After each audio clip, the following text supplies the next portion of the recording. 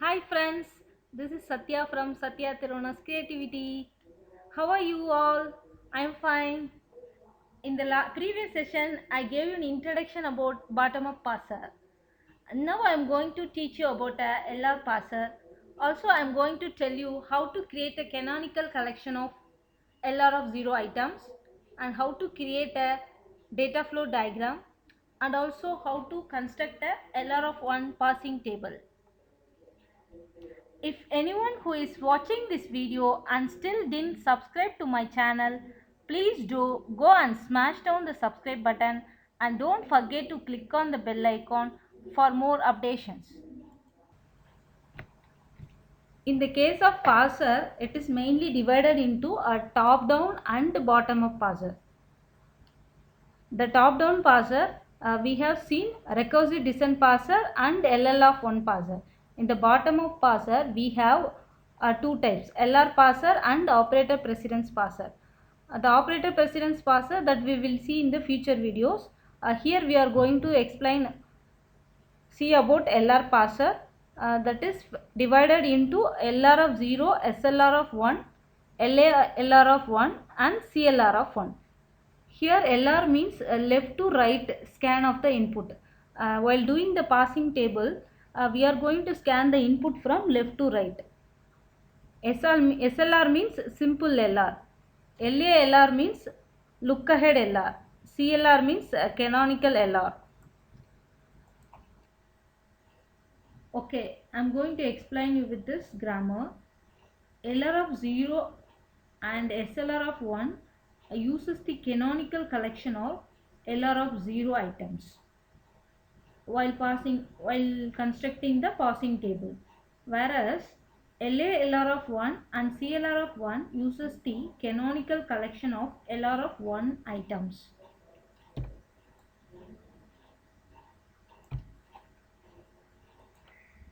Then how to construct the LR of 0 items? I have already explained in my previous video. If you want, I will give the link in the description box. You can go and check it. And now let us see the SLR of 1 passing. SLR of 1 refers to simple LR passing. It is same as LR of 0 passing. The only difference is in the passing table, as I told you before. SLR uses the smallest class of grammar, so it has a very few states, so that we can easily construct the passing table. What is the difference between LR of 0 and SLR of 1? The only difference is in the passing table. That is, in the SLR of 1, we place the reduce move only in the follow of left hand side. But in LR of 0, we have placed the reduced move in the entire row. That I will explain while doing the constructing the passing table. As we have seen in the LR of 0 parser, in SLR of 1 also, here also we are doing the same procedure. That like doing first we are writing the augmented production and then finding out the closure and go to functions, and then construction of, that is a drawing of DFA, finally the construction of passing table. Everything is same, only the difference is the passing table, the simple difference is there, as I told you before. First step is writing the augmented production. For the augmented production, this is nothing but we need to put the dot symbol at the first position for every production in the grammar.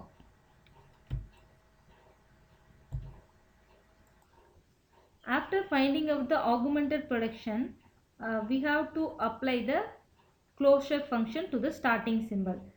Here the starting symbol is S. So we have to find out the closure for the starting symbol.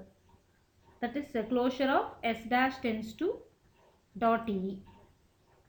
Let it be I naught here. This is I naught. This is your I naught. So I am adding. That is, here we have to look for the right side of the projection. If the dot symbol is following the non-terminal, we need to add all the projections starting with the non-terminal. So I am adding all the projections with E in I naught.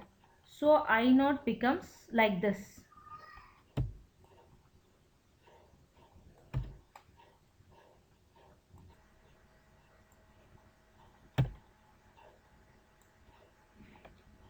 See here again.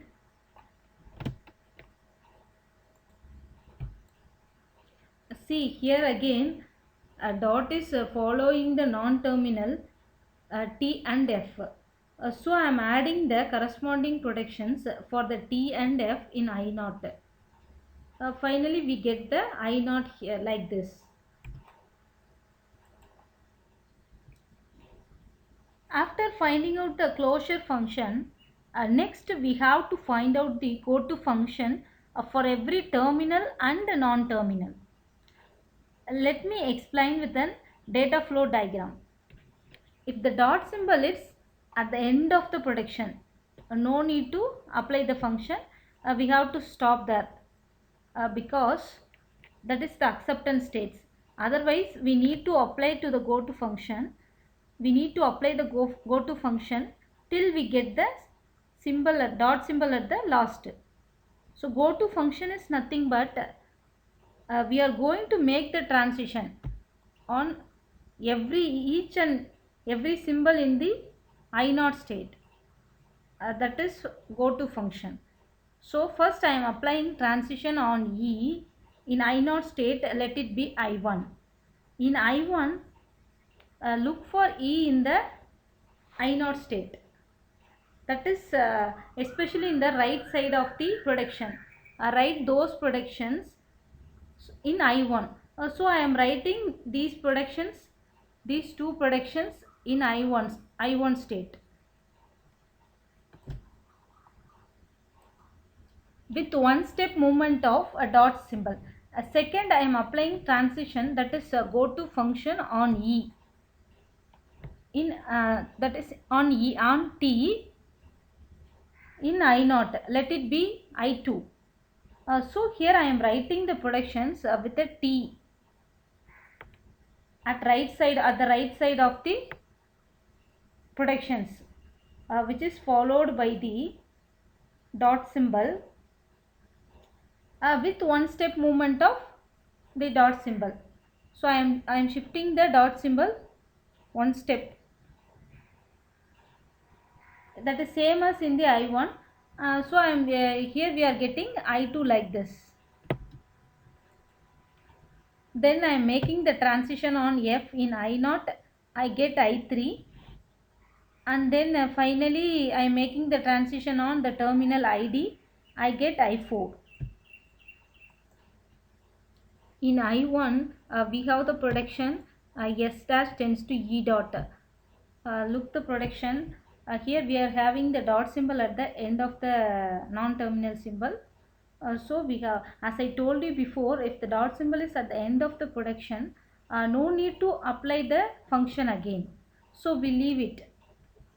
Then we go for the next projection. E tends to E dot plus T.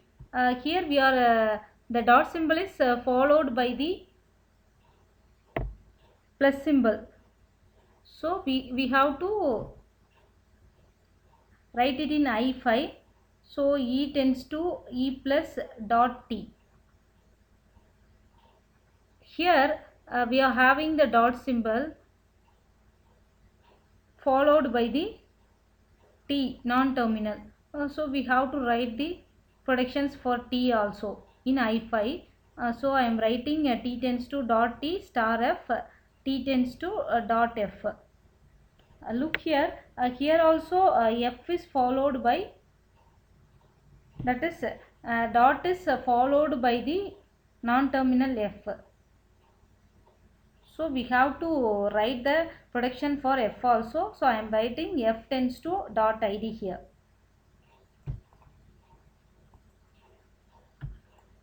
The next state is I2. In I2 we are having the projection E tends to T dot. Here we are having the dot symbol at the last, so no need to worry about it, we have to leave it. The next production, move on to the next production. If you move the dot symbol at the next to the next production, next step, that is to the right side, we get t tends to t star dot f. Here dot is followed by the f.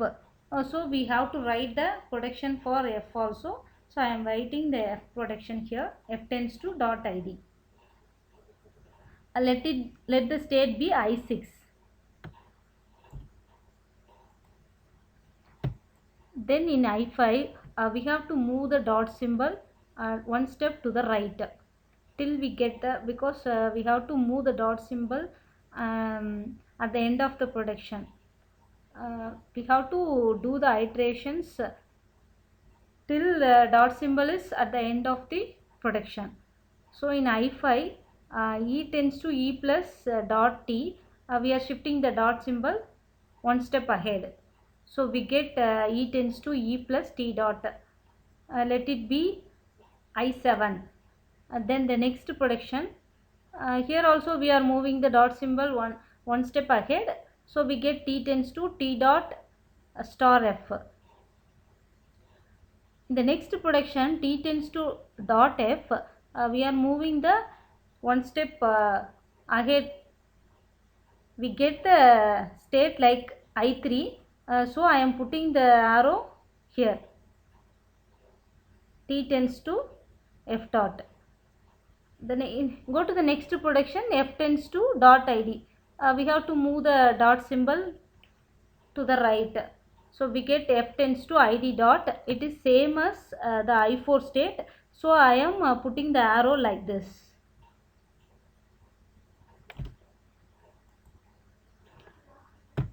In I2, in I6 state, we are making the transition on f. So we are shifting the dot symbol to the right. That is one position ahead. We get t tends to t star f dot. Here we are getting the dot symbol at the end of the production. So we have to stop here, stop the state here. Then go to the next production, f tends to dot id. We are making the transition on id. We have to shift the dot. So we get f tends to id dot. It is same as I4. So I am putting the arrow like this. So finally we got the data flow diagram like this. Like this we have to do the steps till we get the dot symbol at the end of the production. So every state is finished, then we have to go for a passing table.